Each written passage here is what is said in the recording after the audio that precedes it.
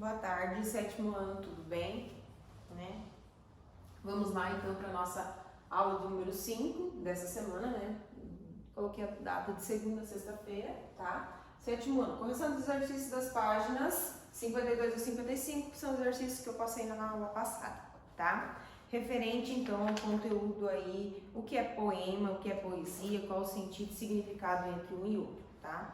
Gente, eu vou estar aqui lendo e resolvendo as questões, tá? Sabendo que algumas são de resposta pessoal, tá? Então aí você vai responder de acordo com aquilo que você interpretou, que você, né, considera, tá? Então vamos lá. A número 1. Ao final da leitura, suas hipóteses sobre o tema do poema. Qual que é esse poema? Da aula passada que eu li, né? Vento Perdido, tá? Se confirmaram ou não, o vento realmente estava perdido? Comente com seus colegas, tá? Então, você sabe o que é o vento? O vento é um movimento, né? Que acontece um efeito da natureza, tá? Então, ele estava perdido ou não, mas isso tem um significado para o texto, tá? Você não vai se basear em analisar o vento que a gente tem no dia a dia, né? Que agora está começando a época do ventado, frio e tudo mais. Então, não é esse o vento, tá? Que sensações, a número 2, que sensações ou sentimentos esse poema despertou em você? Você leu esse poema, o que você sentiu? Tá?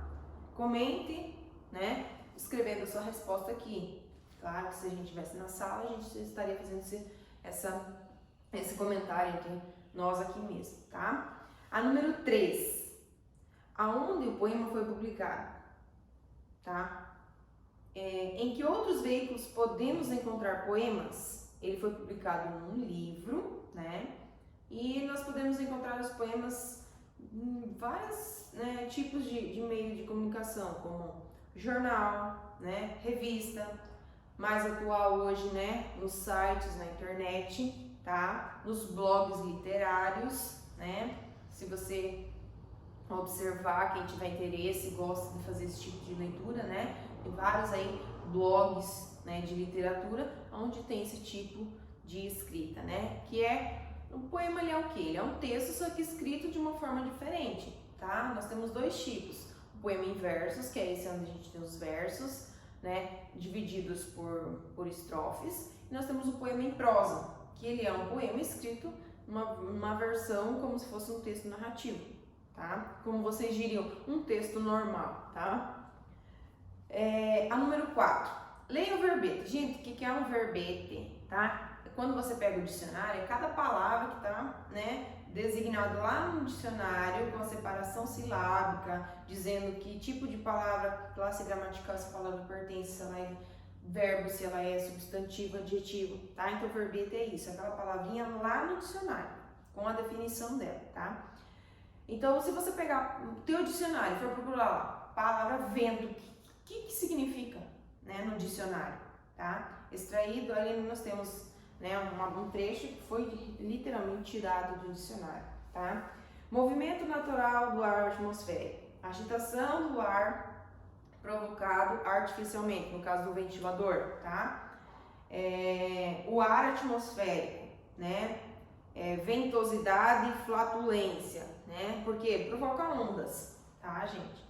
Então aí nós temos da número 4, a letra A. Quantos significados foram atribuídos à palavra vento? Como você identificou isso? Então nós temos ali 4 significados, né? Movimento natural do ar atmosférico é um. Agitação do ar provocado artificialmente, segunda definição. A terceira, o ar atmosférico, né? Terceiro, atribuição, e a quarta, ventosidade ou flatulência, tá? Como que você conseguiu identificar isso?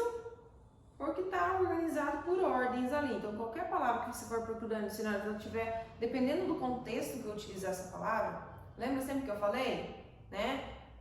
Vamos usar um exemplo, sei lá.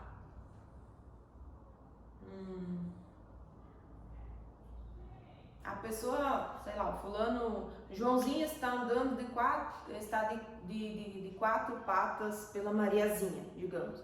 Quer dizer que ele está supostamente igual a um animal com 4 patas no chão?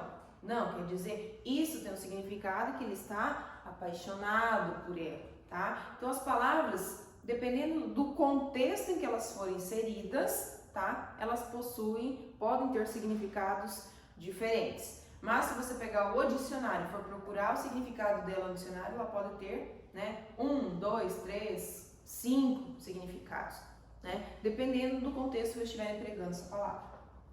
A letra B. No poema, a palavra vento adquire o sentido que não está contemplado nesse verbete. Explique o sentido dessa palavra vento no texto, tá? Ele apresenta, então, no poema, uma transformação, né? É o vento, ele é responsável por transformar as coisas. Aonde ele vai passando, ele vai transformando, mas em coisas boas, né? A letra C. Então, o significado da palavra vento no texto é transformação, tá? Ele transforma as coisas. A letra C. Que efeito de sentido a palavra vento confere ao poema, tá?